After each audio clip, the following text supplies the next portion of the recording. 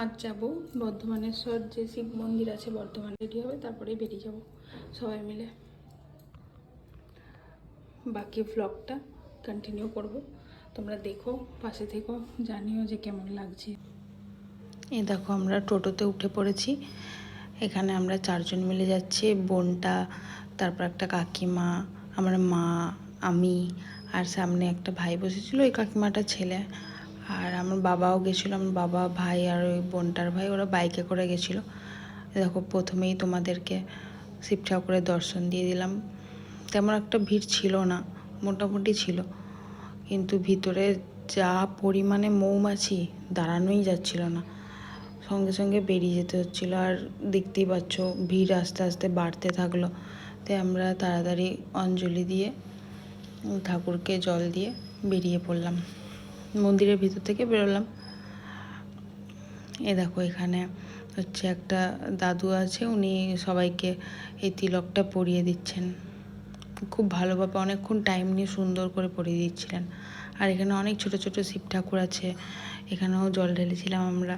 তার পাশেই নন্দীদেব আছে। আর এখান থেকে হচ্ছে আসল যে শিবটা এখান থেকেই উঠেছিল, তাই এখানেও আমরা ঢুকেছিলাম, এখানেও জল দিয়েছিলাম। এ দেখো দেখতে পাচ্ছ তোমরা, সবাই এখানে জল দিচ্ছে শিবের মাথায়। তোমরা একবার ভিড়টা শুধু দেখে নাও, আস্তে আস্তে কত ভিড় বেড়ে গেল।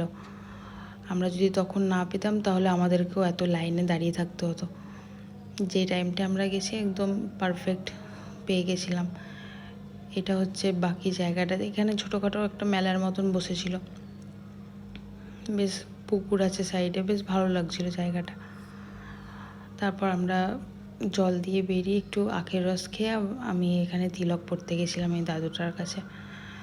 বললাম না অনেকক্ষণ টাইম নিয়ে পড়াচ্ছিলাম, পুরো ভিডিওটা দিইনি, কেটে কেটে দিয়েছি।